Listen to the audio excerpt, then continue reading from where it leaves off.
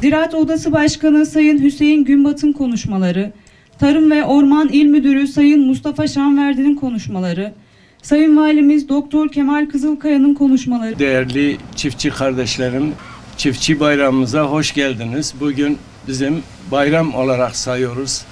Devletimizin bize sağlamış olduğu desteklerden bir tanesi de tohumluk, kaliteli mercimek dağıtımına. Hepiniz hoş geldiniz. Saygılarımı sunuyorum. Az önce Ziraat Odası Başkanımız bugün kırmızı mercimek üretiminde bulunan çiftçilerimizin bayram günü olarak ifade etti. Ben de bu tabire katılıyorum. Hakikaten bizim en önemli mutlu günlerimizden birisi. Çünkü çiftçimizin yanında olmak bizleri de son derece mutlu ediyor ve üreten Türkiye'nin, üreten insanlarıyla birlikte el ele, kol kola güzel yarınlara hep birlikte ilerlemenin keyfini yaşıyoruz. Bu proje sadece üreticimize sağlanan bir destek değil. Aynı zamanda ülkemizin gıda güvenliğine, kırsal kalkınmaya ve sürdürülebilir tarım vizyonuna güçlü bir katkıdır.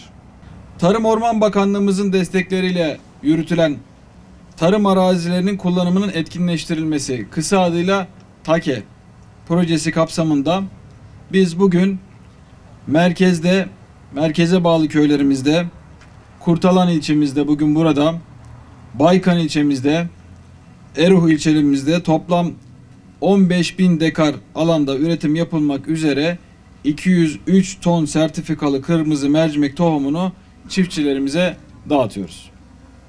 Toplam 13 milyon 333 lira tutarındaki bu projenin %75'i Tarım Orman Bakanlığımız hibesiyle, %25'i ise çiftçilerimizin katkısıyla hayata geçirilmektedir.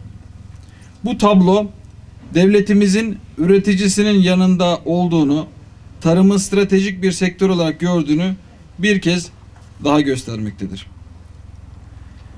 İlimiz açısından da bakıldığında bölgemizde en çok üretimi yapılan ürünlerin başında geliyor kırmızı mercimek. Bizim hedefimiz ilk 3'e girmek. Biz her daim üreticimizin yanındayız. Sizlerden de karşılaştığınız her türlü sıkıntıda, problemde, meselede ilçe tarım müdürlüğümüz, il tarım müdürlüğünüz ve ben valiniz, kardeşiniz olarak her zaman kapımız açık. Bize bir telefon kadar yakınsınız. Dolayısıyla şunu unutmayın, çalışırsak, üretirsek hep birlikte büyürüz. Hepinizi saygı ve sevgiyle selamlıyorum. Bugün burada kırmızı mercimek üretimini geliştirme projesi kapsamında sertifikalı mercimek tohumlarını dağıtmak üzere bir araya gelmiş bulunmaktayız. Mercimek yetiştiriciliği hem ekonomik hem de ekolojik açısından ilimiz tarımı açısından çok büyük bir önem taşımaktadır. Düşük gübre ihtiyacı, kuraklığa dayanıklılığı ve nadas alanlarında yetişebilmesi, üretim maliyetlerini azaltırken aynı zamanda atıl arazilerimizin kullanılmasını da sağlamaktadır.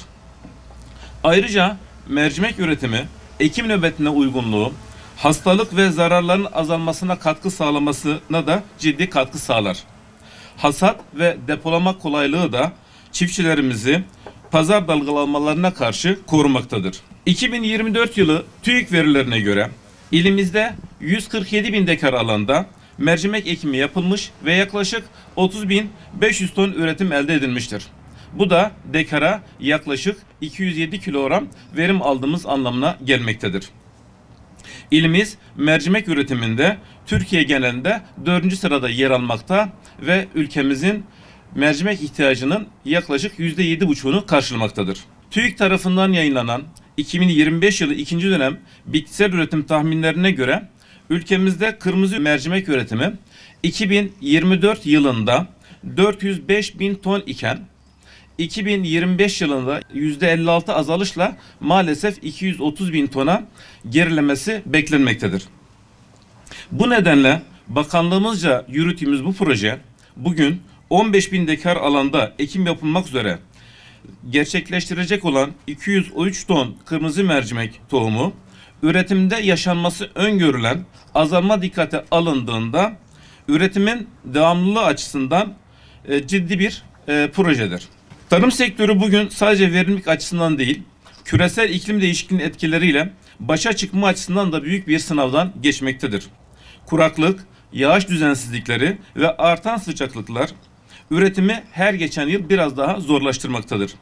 Bu noktada projemiz tarım arazilerimizin daha etkin kullanılması açısından büyük bir önem taşımaktadır. Bu güzel nimetlerin çoğalmasını ve bizlere rahmetiyle, merhametiyle İlahi ya Rabbi el açtık divanına durduk, dualarımızı kabul eyle.